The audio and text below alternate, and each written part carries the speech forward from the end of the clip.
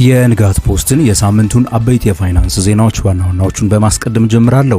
አማራ ባንክ በ5 ወራት ብቻ ከግብር በፊት 1.1 ቢሊዮን ብር አተረፍኩኝ ስለማለቱ፣ ባለፉት 4 ወራት መንግስት ከግብርና ታክስ 482 ቢሊዮን ብር ገቢን አሰባስቤያለሁ ስለማለቱ፣ የግሎባል ባንክ ባለ አክሲዮኖች በአክሲዮኖቻቸው ትርፍ ማሽቆልቆል ላይ ቅሬታን ስለማቅረባቸው፣ IMF 261 ሚሊዮን የአሜሪካን ዶላር የነዳጅ ዋጋ ጭማሪ በተደረገ ማግስት ለኢትዮጵያ ለመልቀቅ ስለመስማማቱና ገዳ ባንክ ጠቅላላ ትርፉን 444 ሚሊዮን ብር ስለማድረሱ በዛሬው አበይት የፋይናንስ ዜናዎች የምነግራችሁ ነው የሚሆነው። የተወደዳችሁና የተከበራችሁ የንጋት ፖስት ቤተሰቦች በየሳምንቱ እሁድ ልክ በ9 ሰዓት ከሮሃ የምንዛሬ ቢሮዎች ጋር በመተባበር የምናቀርብላችሁ የሳምንቱ የፋይናንስ ዜናዎች እነሆ መቅረብ ይጀምራሉ። በመጀመሪያም የአጋራችንን የሮሃ ምንዛሬ ቢሮዎች ማስታወቂያ አድምጠን እንመለሳለን። የውጭ ሀገራት ገንዘቦችን መግዛትና መሸጥ እንደ ዘንድሮ ቀሎ አያውቅም ይለናል ሮሃ የምንዛሬ ቢሮ። ለውጭ ሀገር ጉዞ ገንዘብ ቢያስፈልጎት ዶላር ሆነ ዩሮ፣ ሪያል ሆነ ድራም ሁሉም እኛ ጋር አለ።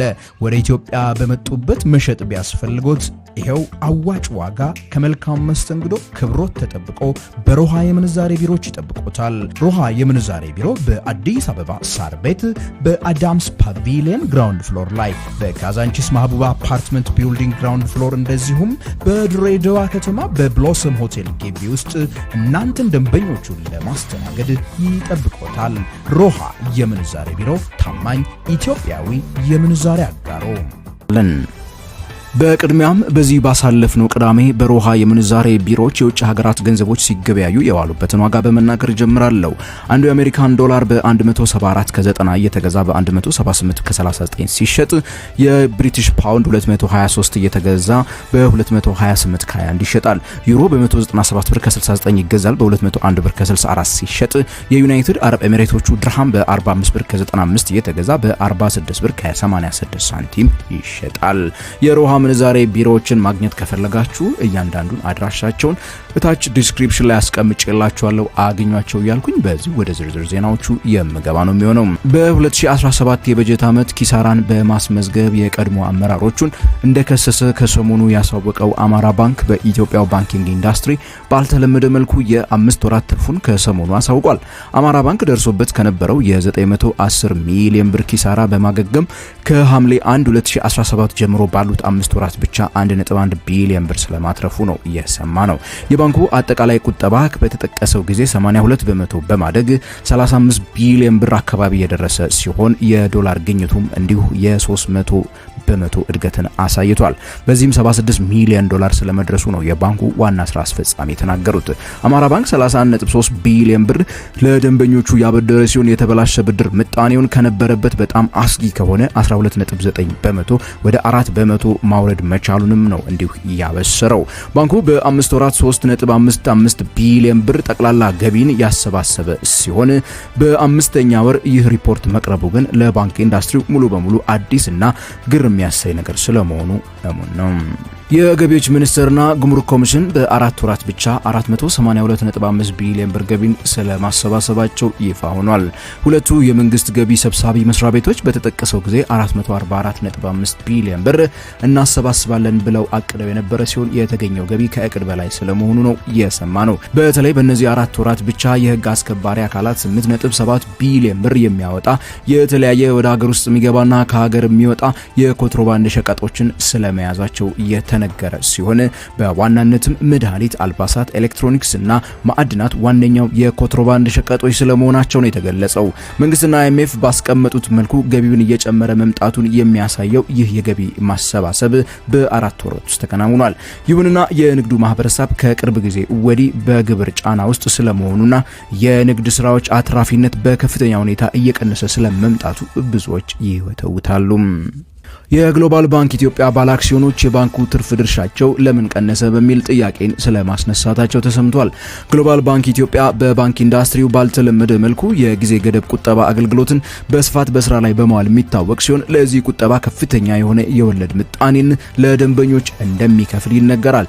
ይህም የባንኩን ወጪ በከፍተኛ ሁኔታ የሚያነር ሲሆን የትርፍ ምጣኔውንም ወደ ታች እንደሚያወርደው ይታወቃል። የባንኩ ባለ አክሲዮኖች የኢንቨስትመንታቸው ትርፍ መቀነሱ እንዳሳሰባቸው የተናገሩ ሲሆን በተለይም በጣም ተቀራራቢ የሆነው የባንኩ ገቢና የባንኩ ጠቅላላ ወጪ ምጣኔን ለማስተካከል እንዲሰራ ክፉኛ ጠይቀዋል። ይሁንና የባንኩ አመራሮች የአክሲዮኖች ትርፍ ድርሻ የቀነሰበት ዋነኛው ምክንያት ባንኩ በብሔራዊ ባንክ የተቀመጠውን የ5 ቢሊዮን ብር የተከፈለ ካፒታል ለማሟላት ባደረገው የካፒታል ማሳደግ ምክንያት ስለመሆኑ ተናግረዋል። የግሎባል ባንክ በቀጣይ ዓመት 5 ቢሊዮን ብሩን ባያሟላ ከሚታጠፉ ባንኮች እንደሚሆን ይጠበቅ እንደነበረ ይታወሳል። ይሁንና 5 ቢሊዮን ብሩን በጊዜ ባንኩ ማሟላቱን በቅርብ ጊዜ ሰምተናል። IMF እና ኢትዮጵያ የአራተኛው ዙር የኢትዮጵያ ኢኮኖሚ ሪፎርም ግምገማ ላይ ከስምምነት ስለመድረሳቸው ከሰሞኑ ይፋ ሆኗል። በዚህ መሰረት ፈንዱ ለኢትዮጵያ ሊሰጥ ባለፈው ክረምት ቃል ከገባው 3.5 ቢሊዮን ዶላር አካል የሆነውን የ261 ሚሊዮን የአሜሪካን ዶላር እንዲለቀቅላት ይጠበቃል። ኢትዮጵያ ባለፉት 3 ዙሮች 1.87 ቢሊዮን ዶላር ከIMF ፈሰስ የተደረገላት ሲሆን በአራተኛው ዙር ጋራ ሲደመር ወደ 2.1 ቢሊዮን የአሜሪካን ዶላር ይደርሳል ተብሎ ይጠበቃል። IMF የኢትዮጵያ ኢኮኖሚ በወርቅ ምርት መጨመር፣ በኤሌክትሪክ ምርት ማደግና በግብርና ምርት ማደግ ምክንያት አመርቂ ውጤቶችን አስመዝግቧል ያለ ሲሆን በአንጻሩ የውጪ ምንዛሬ ገበያው ሪፎርም ብዙ ስራዎች እንደሚቀሩት ሳይሸሽግ አልፏል። የመንግስት ገቢን ማሳደግ ላይ ትኩረት እንዲሰጠው እንዲሁ ያሳሰበ ሲሆን የIMF ውሳኔ አዲስ አበባ ላይ ውይይት በተደረገበት ወቅት ሲጠበቅ የነበረ ቢሆንም ኢትዮጵያ የነዳጅ ዋጋ ላይ ጭማሪን ባደረገችበት ቀን ማግስት መወሰኑ አንዳንዶች ዘንድ የIMF ተጽዕኖ ነው የሚል መላምትን እንዲያስቀምጡ አድርጓል። በስተመጨረሻም ገዳ ባንክ አክሲዮን ማህበር በሰኔ 30 2025 በተጠናቀቀው የበጀት ዓመት ከግብር በፊት ያተረፈው ትርፍ 444 ሚሊዮን ብር ስለመድረሱ ተሰምቷል።